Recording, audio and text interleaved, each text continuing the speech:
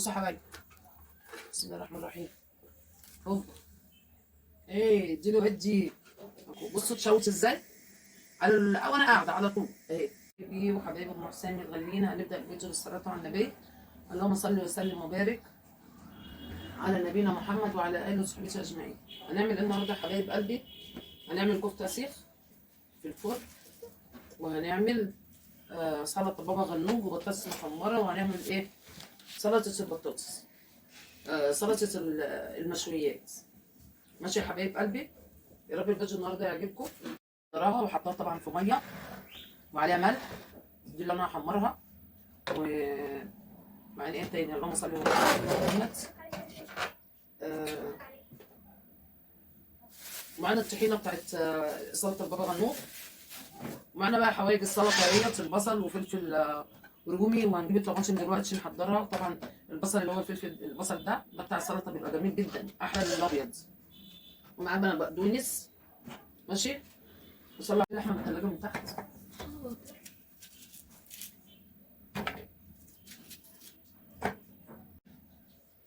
طبعا عبال انا ما اعمل احضر الكفته واعمل الحاجات ديت، اولع البوتاجاز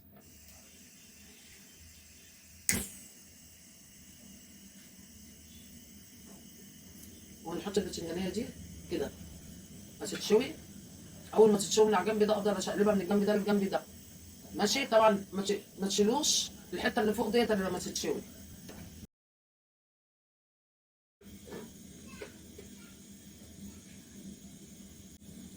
انا هعصر البصله كده عشان اخد الميه بتاعتها.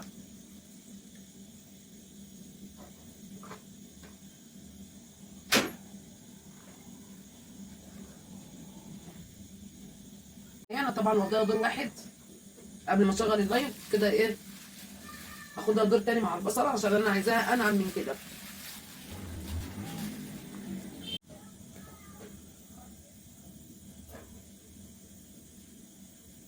انا باخد الجزء اللي تحت، مش باخد العروق.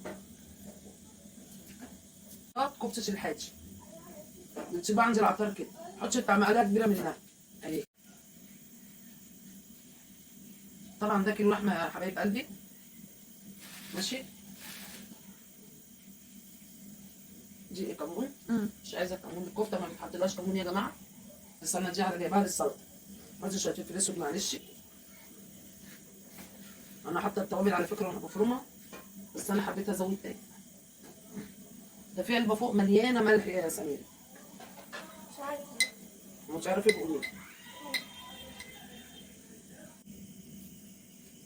وهحط لها التوابل برضه.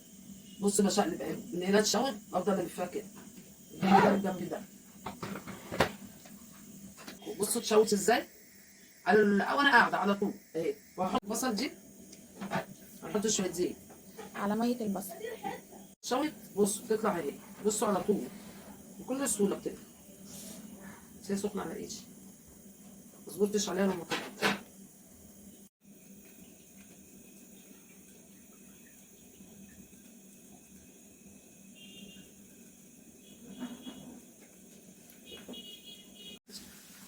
اخلع اخلع.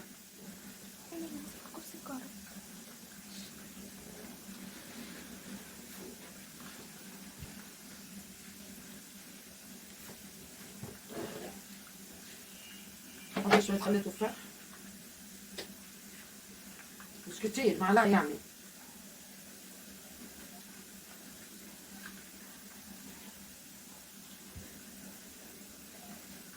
شويه بقى فلفل اسود، شويه كمون، شويه ملح.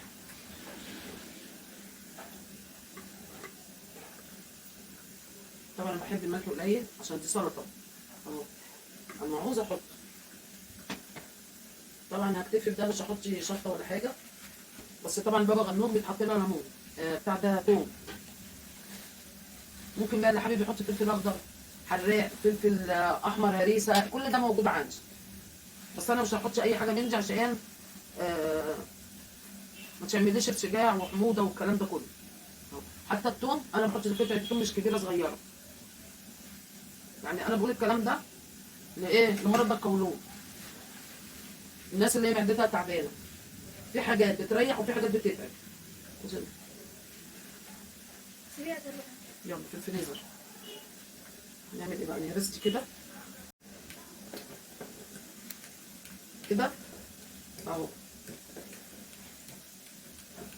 فيني جمال الحلاوه بقى. اوعى وش الله.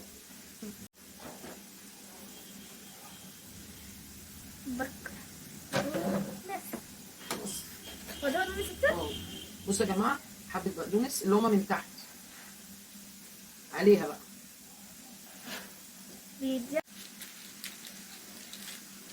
ربنا يرزقكم ويرضيك يا رب بحاجه النبي،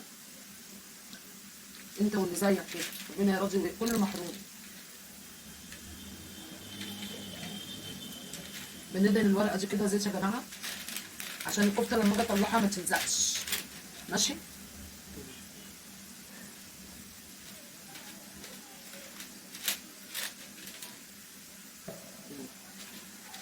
الكفته لما اجي اطلعها ما تلزقش.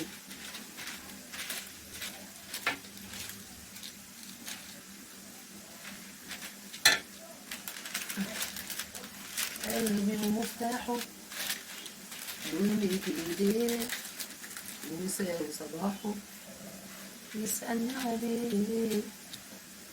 قلبي ومفتاحه دول في ايديه.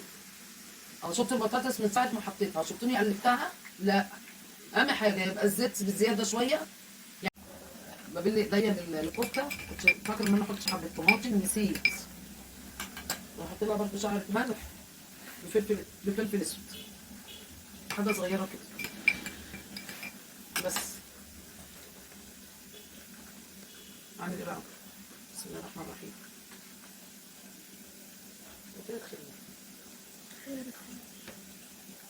بسم الله الذي لا اله الا هو الحي القيوم واتوب اليك يا رب. بصوا بقى الكفته ناعمه ازاي. بصوا يا جماعه، بصوا العجينه الله عليا. تعملوها كده في ايديكم الاول، بعدين تحطوها هنا. تبلوا ايديكم كده، يلا صمغوها كده، هتبقى واخده من التتبيله.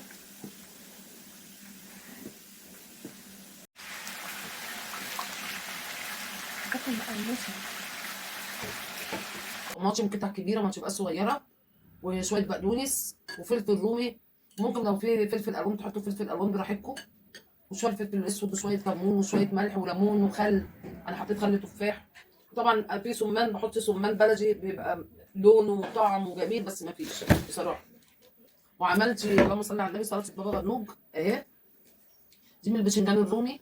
بنشوي الباذنجان سواء في الفرن او على وش البوتاجاز كده، بتتحط وتفضلوا تقلبوها شمال ويمين لحد ما تستوي، وتلاقوا القشره اللي على الوش اتقطعت لوحدها. بروح مقشراها وبروح ماسكه الباذنجان هرساه، وبحط معاه بقى معلقه توم صغيره مهروسه وكمون، فلفل اسود، شويه ملح، وبرده خل تفاح وليمونه وشويه بقدونس.